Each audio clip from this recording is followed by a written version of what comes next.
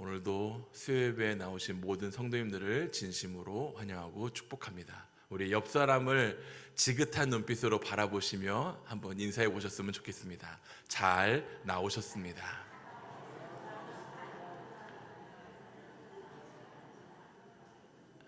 한번 덧붙여 봤으면 좋겠습니다.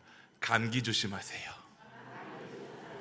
요즘 정말 이 감기가 정말 무서울 정도로 독하다고 합니다. 거의 독감, 코로나가 섞인 것 마냥 많이 힘들다고 하는데, 우리 성도님들 감기로 인해 몸 상하지 않도록, 또 이 감기와 이 날씨 등으로 인해 예배 나가는 발걸음이 더뎌지지 않도록 늘 건강에 주의하시길 바랍니다. 사람들은 스스로 무언가를 이루기 위해 참 많이 애를 쓰며 살아갑니다. 하지만 종종 뉴스를 볼 때 등장하는 이야기들이 있습니다. 그것은 바로 주식이나 코인 등을 투자해서 그 모든 것을 탕진하고 잃어버리며 그 모든 재산을 잃어버림으로 인해 낙심하여 극단적인 선택하는 사람들의 이야기들입니다. 그런데 이들의 공통점이 무엇인지 아십니까? 그것은 바로 절망이라는 것입니다. 사람이 누구에게 도움을 요청할 수 없다고 느껴지는 순간, 그 때가 쉽게 무너지는 순간입니다. 자기 자신이 고립되어졌다고 느껴졌을 순간들인 것을 의미합니다. 그런데 사실 이러한 분들 곁에는 아무도 없는 것이 아닙니다. 도움의 손길, 돕는 손길이 있지만 그들이 마음의 문을 닫는 순간 그 사람 스스로가 고립이 되어 결국 마지막에 극단적인 선택을 하는 안타까운 모습으로 바뀌어진다는 것이죠. 그런데 오늘 말씀에 보면 우리에게 충격적인 한 사람이 등장합니다. 도와주실 하나님이 분명히 계심에도 불구하고, 모든 것을 이미 경험해 보았음에도 불구하고 차라리 죽여달라고 말하는 한 사람이 등장합니다. 그 사람은 누구일까요? 바로 모세입니다. 모세는 하나님을 이론적으로만 아는 사람이 아닙니다. 그는 하나님을 현장에서 정말 생생하게 경험한 사람입니다. 홍해가 갈라지는 것을 보았고, 구름 기둥과 불 기둥을 따라 광야를 지나고, 하늘에서 만나와 메추라기를 먹는 기적을 매일같이 경험했습니다. 하나님은 단 한 번도 모세를 실망시킨 적이 없습니다. 그런데 그런 모세가 오늘 본문에서는 이렇게 고백하고 있습니다. 15절을 보면 주께서 내게 이같이 행하실진대 구하옵나니 내게 은혜를 베푸사 즉시 나를 죽여 내가 고난당함을 내가 보지 않게 하옵소서. 이 말은 믿음이 없는 사람이 하는 말이 아닙니다. 믿음이 없어서가 아니라 지쳐서 나오는 고백이었던 것입니다. 이 말씀을 보시면 우리는 어떤 생각이 드십니까? 이것은 모세만의 고백이라고 할 수 없을 것 같습니다. 혹 모세의 이 고백이 우리의 모습으로 겹쳐 보이지는 않으신가요? 모든 기도를 들어주시는 하나님을 우리가 믿음으로 모시며 살고 있습니다. 그럼에도 불구하고 작은 문제들조차, 정말 사소한 작은 문제조차 나에게 닥쳐 내가 그것을 해결할 능력이 없을 때 우리는 쉽게 하나님, 저에게 왜 그러시나요? 차라리 나를 죽여주옵소서, 모세와 같은 고백을 하고 있지는 않으십니까? 어떠한 어려움으로 인해 하나님을 원망하는 순간이 있지는 않으십니까? 필립 얀시라는 이 기독교인 작가가 쓴 하나님 당신께 실망했습니다 라는 책이 있습니다. 우리가 세상을 살다 보면 마음속으로 이러한 고백들을 할 때가 있습니다. 그때 정말 하나님, 정말 당신께서 있으십니까? 라는 이 말은 하나님을 떠나겠다는 말이 아닙니다. 오히려 하나님을 믿고 있기 때문에 나오는 고백이기도 합니다. 기대가 없으면 실망도 없는 법입니다. 믿지 않으면 오히려 따지지도 않습니다. 필립 얀시는 이 책에서 믿음의 사람들이 하나님께 던져지는 아주 정직한 세 질문을 소개하고 있습니다. 첫 번째 질문은 하나님은 정말로 공평하신가입니다. 정직하게 살려고 하는데 오히려 손해보는 것 같고, 믿음을 지키며 살아가고 있는데 오히려 그 길이 막히고, 오히려 반대로 악한 사람들이 더 잘 되어지고 더 편한 삶을 살아가는 모습을 볼 때 우리는 속으로 이러한 질문을 던져볼 수가 있습니다. 하나님, 이것이 정말 공평한 것입니까? 라고요. 두 번째 질문은 하나님은 침묵하시는가입니다. 기도를 아무리 해도 응답이 없고 눈물로 매날려도 하늘의 문은 굳게 닫힌 것 같고, 아무리 불러보아도 아무런 말씀이 들리지 않는 그런 순간들이 우리 인생 가운데 찾아올 것입니다. 그때 우리는 이렇게 느껴질 것입니다. 하나님은 지금도 아무 말씀도 나에게 해주시는 것 같지 않구나 라고 말이지요. 마지막 세 번째 질문은 혹시 하나님은 숨어 계시는가입니다. 하나님이 내 곁에 계시다고 말씀을 통해 내가 배웠지만 막상 힘든 일을 겪고 있는 그 순간에 하나님은 나에게 너무나 멀게도 느껴지는 존재로 느껴질 때가 있을 것입니다. 마치 하나님께서 저 멀리 아무런 말씀 없이 가만히 숨죽여 나를 지켜보는 것 같은 느낌이 들 때가 있을 것입니다. 그런데 이러한 질문들이 낯설게 느껴지진 않으신가요? 이러한 질문은 믿음이 없어서 나오는 질문들이 아닙니다. 오히려 믿음이 있기 때문에 나오는 질문인 것입니다. 그리고 이 질문이 바로 오늘 본문 속에 모세가 고백하고 있는 질문들입니다. 모세도 지금 같은 질문을 하고 있습니다. 하나님, 이것이 정말 옳은 일입니까? 하나님, 왜 나에게 아무 말씀도 하지 않으십니까? 하나님, 정말 저를 혼자 남겨두고 있으신 겁니까? 그래서 모세는 다시 한번 15절 말씀을 통해 이렇게 말씀하고 있습니다. 주께서 내게 이같이 행하실진대 구하옵나니 내게 은혜를 베푸사 즉시 나를 죽여 내가 고난당함을 내게 보이지 않게 하옵소서. 그러나 중요한 사실이 하나가 있습니다. 하나님은 모세의 질문에 책망하지 않으셨습니다. 하나님은 그의 연약함을 정죄하지 않으셨습니다. 하나님은 대신 모세가 감당할 수 있도록, 의지할 수 있도록 사람을 나누어 주셨고 필요를 채워주셨고 짐을 혼자 지지 않게 하셨습니다. 10절 말씀에 보면 백성은 온 종족들이 자기 장막문에서 우는 것을 모세가 들으니라 라고 말씀합니다. 지금 모세의 귀에 들려오는 백성의 울음소리가 있습니다. 그들은 배가 고파서 울고 있는 것이 아닙니다. 만나를 지금까지 하나님께서 넉넉히 내려주셔서 그 수요를 충족히 채우고 있었지만 그들은 울고 있었던 것입니다. 왜 울고 있는 것일까요? 바로 고기가 생각나서였습니다. 계속 망나만 먹다 보니 질려서 고기가 먹고 싶다고 울부짖는 것입니다. 옛날 애굽에 종살이 하면서도 마음대로 먹을 수 있었던 고기가 생각났던 것입니다. 그들이 우는 이유는 단 한마디로 탐욕 때문이었던 것입니다. 더 좋은 것을 먹지 못해, 더 많이 가지지 못해 그들의 욕심 때문에, 그들의 쾌락 때문에 그들은 울고 있는 것입니다. 우리는 수많은 사람들이 쓸데없는 것 때문에 울고 있는 세상 가운데 살고 있습니다. 남들보다 더 가지지 못해서, 자기 자리가 남들보다 높지 못해서, 경쟁에 이기지 못해서 사람들은 그러한 이유 때문에 울고 있습니다. 결국 욕심을 채우지 못했기 때문에 울고 있는 것입니다.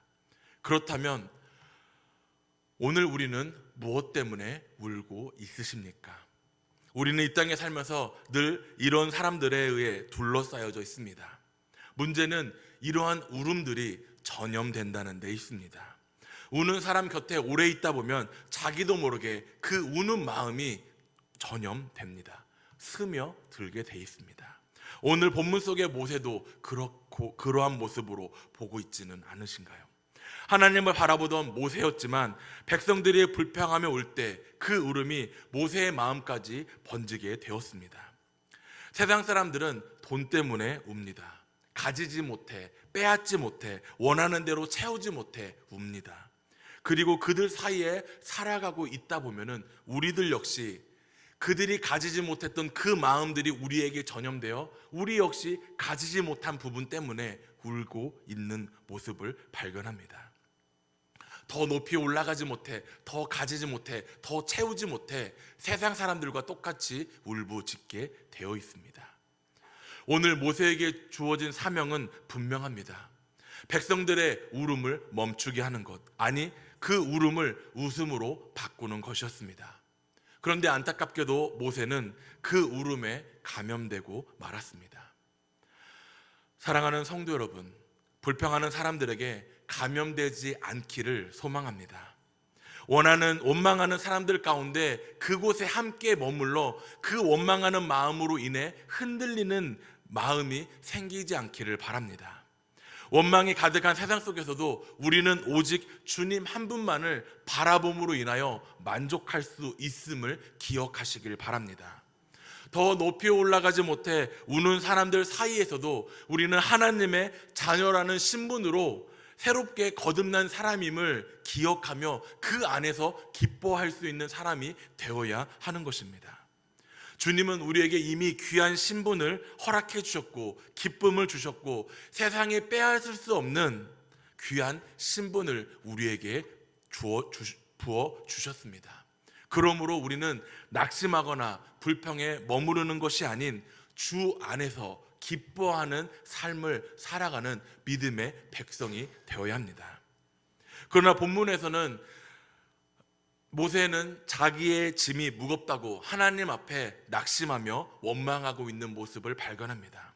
11절 말씀을 보면 모세가 여호와께 여짜오되 어찌하여 주께서 종을 괴롭게 하시나이까? 어찌하여 내게 주의 목전에서 은혜를 입게 하시고 이 모든 백성을 내게 맡기사 나로 그 짐을 지게 하시나이까? 모세는 모든 백성이 자기를 향해 불평하고 울고 있는 모습을 보았습니다. 사람들 얼굴 하나하나를 보면서 모세의 마음 가운데는 이러한 마음이 들지 않았을까 생각해 봅니다. 백성들아, 이 무거운 짐이 너희에게만 있느냐? 나에게도 있다. 이 짐을 내가 어떻게 감당하겠느냐? 나에게 원망하고 있으니 이제 이 짐을 내가 짊어지려니 내가 죽겠구나 라며 하나님 앞에 불평하며 원망하며 차라리 자기를 죽여달라고 원망하고 있는 모습을 발견합니다. 그 모든 것을 짐이라고 느껴지는 모세는 실망하고 낙심할 수밖에 없었던 것입니다. 자기 힘으로 그 모든 짐을 도저히 질 수 없는 것 같아 그러한 절망을 모세에게 안기게 되어 모세는 낙심하고 그러한 고백을 하고 있는 것입니다. 모세는 지금 아주 중요한 오해를 하고 있습니다. 이 오해가 무엇일까요? 바로 하나님께서 맡기신 하나님의 백성을 바로 짐으로 여겼다는 것입니다. 은혜가 아니라 부담으로, 선물이 아닌 고통으로 바라보았다는 것입니다. 그러나 이것은 앞서 이야기한 것처럼 분명한 오해입니다. 오히려 그 반대입니다. 하나님은 모세에게 백성을 짐으로 맡겨진 것이 아닌 은혜로, 복으로 맡기셨다는 것입니다. 하나님의 백성이 있기 때문에 모세가 사용되어질 수 있음을 우리는 기억해야 합니다. 그것은 결코 짐이 아닌 하나님께서 줄 수 있는 가장 큰 은혜라는 것입니다. 그런데 모세는 지쳐있는 순간 잠시 하나님의 이 귀한 사역을 오해하고 이렇게 원망하고 고백하는 모습으로 나아가고 있는 것입니다. 모세에게 허락되어진 이스라엘 백성을 모세는 짐으로 바라보는 것이 아니라 오히려 하나님께 맡기신 은혜며 선물로 바라보아야 했던 것입니다. 우리들 역시 이 사실을 기억해야 합니다. 디모데전서 1장 12절 말씀에 이렇게 고백하고 있습니다. 우리 한번 함께 읽겠습니다. 나를 능하게 하신 그리스도 예수 우리 주께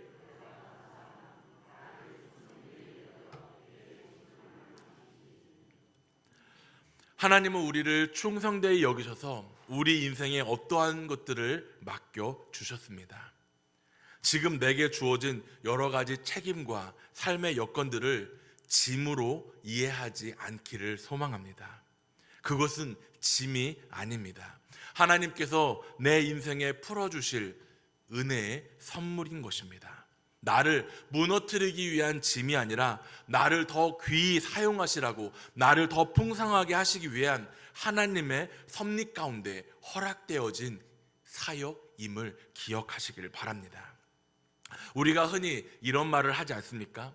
말썽을 부리는 자식들을 보며, 속 썩이는 자식들을 보며 무자식이 상팔자다라고 하는 말이 있습니다. 그러나 그것은 지쳐서 속상해서 내뱉는 말이지 진심의 말은 아닙니다. 하나님께서 선물로 맡겨주신 거룩한 은혜의 자리임을 우리는 너무나 잘 알고 있지 않습니까? 나에게 허락되어진 그 자녀들을 믿음의 자녀로, 하나님의 자녀로 은혜롭게 키워야 될 사명이 우리들에게 있지 않으십니까? 아직도 그 사명을 위해 기도하고 있지 않으십니까? 하나님은 그렇게 우리를 신뢰하셔서 우리 인생에 그러한 귀한 것들을 맡겨주셨음을 기억하시길 바랍니다. 우리들의 삶에 주어진 것들은 짐이 아닙니다. 우리는 종종 그러한 일들을 짐으로 여겨질 때가 있습니다. 그래서 그 일들로 인해 스트레스를 받습니다. 그래서 그 스트레스로 인해 힘들다, 죽겠다 하며 불평하며 원망합니다. 그래서 생긴 말이 있습니다. 월요일 날 주로 발생하는 병이지요. 무엇일까요? 아마 여기 앉아 계신 분들이 다 아실 것 같은데 답을 말씀드립니다. 바로 월요병입니다. 월요병이 왜 생기는 것일까요? 자기가 하고 있는 그 일들이 은혜로 보여지지 않고 힘으로만 할 수 있는 일로 보기 때문입니다. 그 짐을 내가 지고 한 주간을 내 몸과 마음을 쏟아 부어야만 할 수 있는 일로 바라보기 때문에 그것이 짐이요 스트레스로 다가오는 것입니다. 그러나 그러한 일들이 결코 짐이 될 수 없음을 기억하시길 바랍니다. 오히려 하나님께서 내 삶을 더 값지게 하려고, 더 의미 있게 쓰시기 위해 우리에게 허락되어진 일들임을 기억하시길 바랍니다.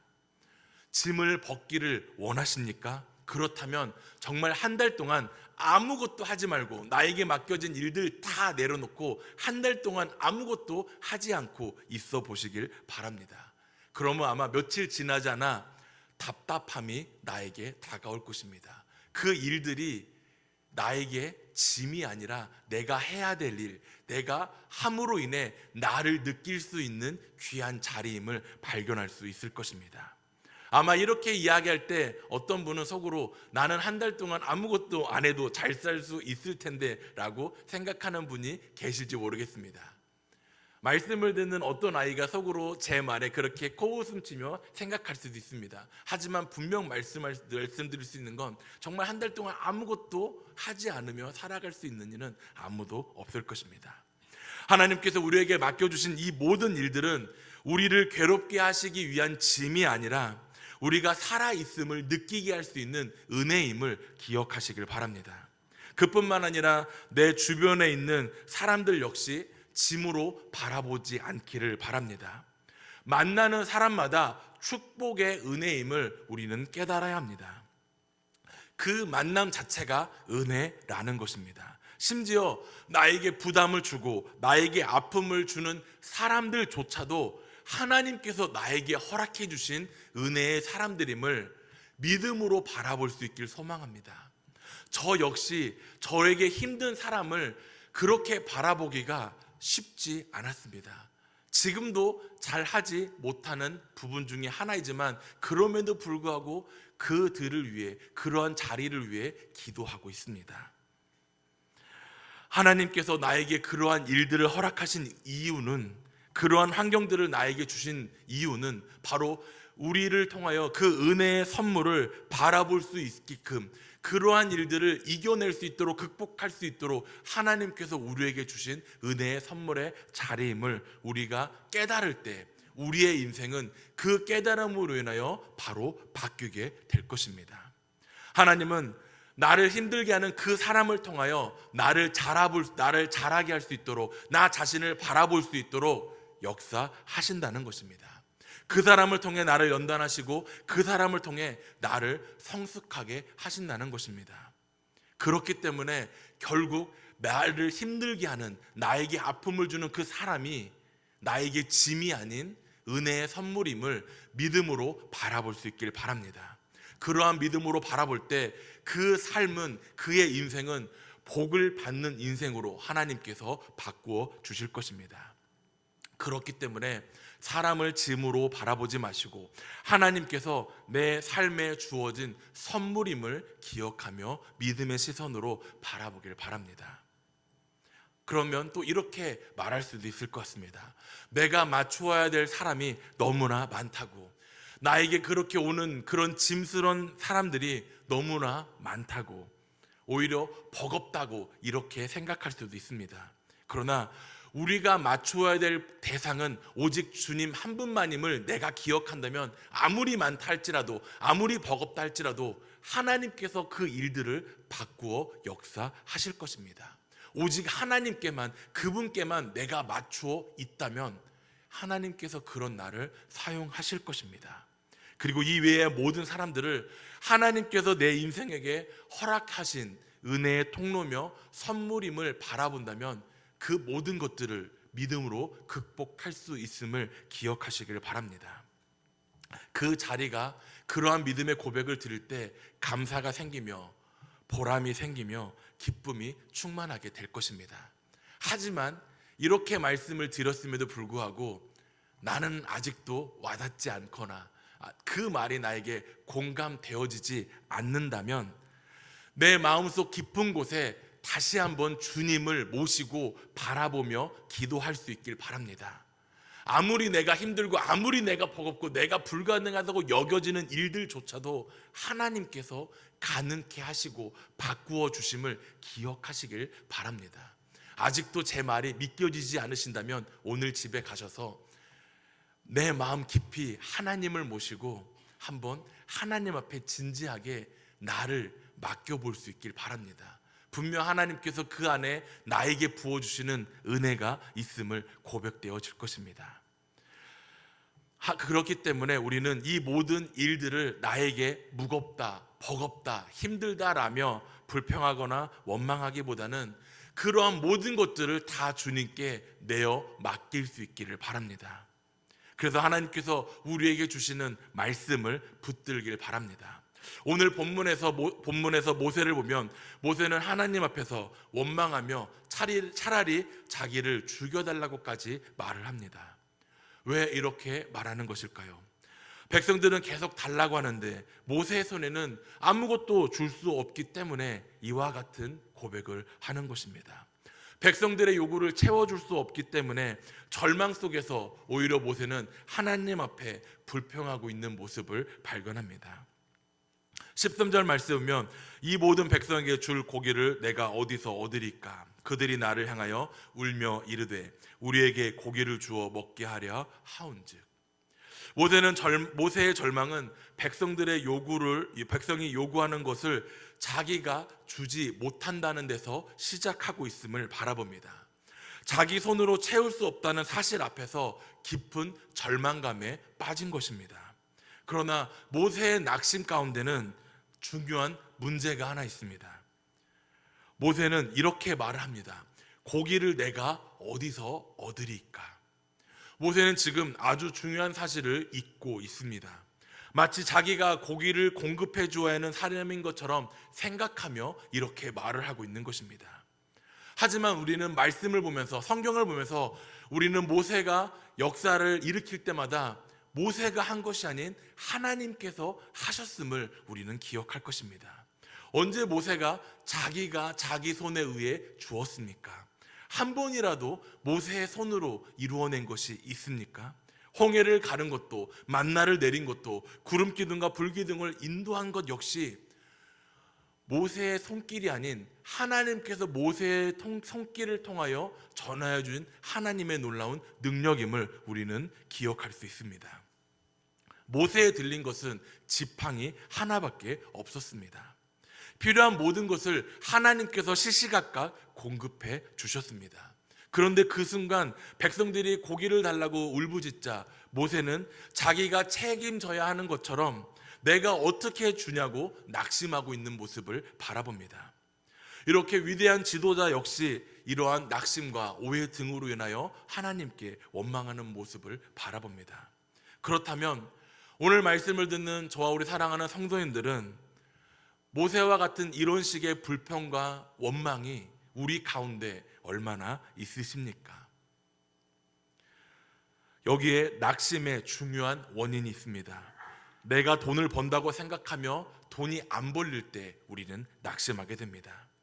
그러나 우리는 지금까지 돈을 벌어서 살아온 것이 아닙니다. 하나님께서 나에게 은혜로 채워주셨기 때문에 내가 지금까지 살아올 수 있는 것입니다. 건강 역시 마찬가지입니다. 내가 건강을 열심히 지켜서가 아닌 하나님께서 나에게 건강을 주셨기 때문에 내가 건강할 수 있는 것입니다. 저는 이 핑계로 46년째 다이어트를 외면하고 있습니다. 하지만 성도님들은 기억하셔야 됩니다. 하나님께서 나에게 주셨기 때문에 내가 지금 이 자리에 설 수 있다는 것입니다. 연약한 몸과 연약한 마음을 가진 우리가 지금까지 살아올 수 있는 것 역시 전적인 하나님의 은혜임을 고백할 수 있기를 바랍니다. 그렇기 때문에 비록 연약한다 할지라도 이것이 하나님께 계속 붙들고 있는 나의 삶이 되어질 때 우리는 결코 어려움 가운데 낙심하지 않게 될 것입니다. 지금까지 나의 삶을 돌아볼 수 있길 바랍니다. 그리고 내 힘으로 지금까지 여기까지 이끌어 왔다라고 생각되어지는 분이 있다면 지금 이 자리를 일어나셔도 괜찮습니다. 하지만 오늘 말씀을 듣는 사랑하는 성도님들 모두가 동일하게 기억할 것입니다. 하나님께서 나에게 은혜로 채워주셔서 은혜로 이끌어주셔서 지금까지 나를 이끌어주신 주님의 은혜 때문에 내가 지금 이 자리에 있다는 사실을 우리는 분명 믿음으로 고백할 수 있을 것입니다. 그렇기 때문에 우리는 내 힘으로 살아온 사람들이 아님을 고백할 수 있길 바랍니다. 하나님께서 채워주셔서 지금까지 이 자리까지 왔음을 기억하길 바랍니다. 그래서 우리는 모세처럼 낙심의 자리에서 하나님 앞에 서게 될 때가 있음을 바라보며 다시 한번 15절 말씀을 보겠습니다. 다시 한번 우리 같이 읽겠습니다. 주께서 내게 이같이 행하실진대 구하옵나니 내게 은혜를 베푸사 즉시 나를 죽여 내가 고난당함을 내가 보지 않게 하옵소서. 사실 이 말은 불평의 말처럼 보이지만 동시에 마지막으로 하나님께 매달리는 말이기도 합니다. 지금 모세는 불순종의 자리에 서 있는 것이 아닙니다. 그는 여전히 하나님 앞에 서 있고 여전히 백성을 품고 있으며 다만 너무 지쳐 있는 가운데 있습니다. 오늘 말씀의 제목이기도 한 주께서 내게 이같이 행하실진대 라는 이 말은 하나님을 원망하는 소리가 아니라 더 이상 숨길 수 없는 마음을 하나님 앞에 내어놓는 고백입니다. 바꾸어 말한다면 주여 내가 할 수 없습니다. 그러나 주님은 하실 수 있습니다의 고백입니다. 오늘 우리는 모세의 절망처럼 이 말을 하자는 것이 아닙니다. 오늘 우리는 모세의 말을 빌려 은혜의 고백을 드리는 우리들이 되어야 할 것입니다. 새해가 시작되었지만 우리 앞에 놓여진 현실은 여전히 무겁기만 합니다. 새해가 시작되어 가벼워져야 하는데 아직까지도 무겁게 느껴지기만 합니다. 여전히 맡겨진 일들은 많으며 책임져야 될 일들 역시 줄어들지 않고 있습니다.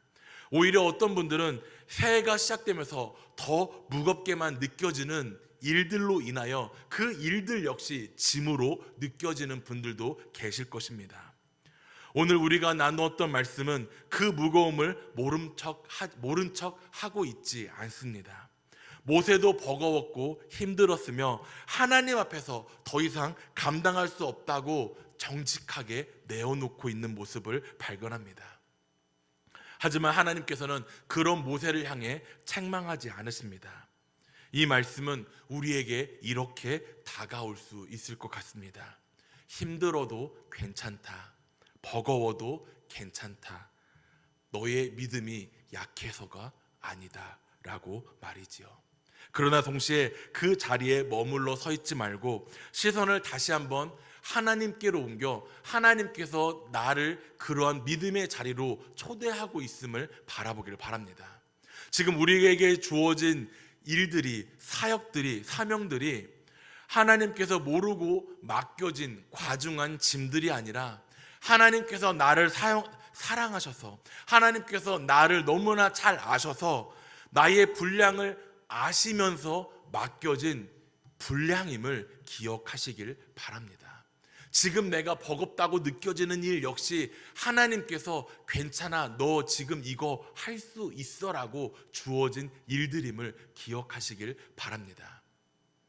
그래서 2026년 새해를 나아가시면서 이 짐이 나에게 언제쯤 덜어질까 라고 바라보지 마시고 이 자리에서 하나님께서 나에게 어떤 은혜를 부어주실까라는 기대함으로 2026년을 시작하시기를 바랍니다. 하나님께서 나에게 부어주실 은혜의 자리를, 하나님께서 나에게 주실 선물의 믿음의 자리를 기대하며 2026년을 달려나갈 수 있길 바랍니다. 부족해 보여도 괜찮습니다. 감당이 안 될 것 같아도 괜찮습니다. 하나님께서는 짐을 잘 지는 사람보다 하나님을 의지하는 사람이 되기를 원하심을 기억하시길 바랍니다. 오늘 말씀을 듣는 2026년을 시작하는 수요 첫 예배 속에서 하나님을 바라보며 하나님을 의지하며 하나님께서 나에게 주실 은혜의 자리를 기대하며 나아가는 믿음의 백성들이 되시기를 간절히 소망합니다. 2026년 무거운 짐을 혼자 끌어안고 버티는 인생이 아니라 그 짐을 맡기신 하나님을 신뢰하며 한 걸음 한 걸음 믿음의 여정을 나아가는 그러한 믿음으로 함께 동행하며 나아가시는 우리 여수 세주안교회 성도님들이 되시기를 간절히 소망합니다.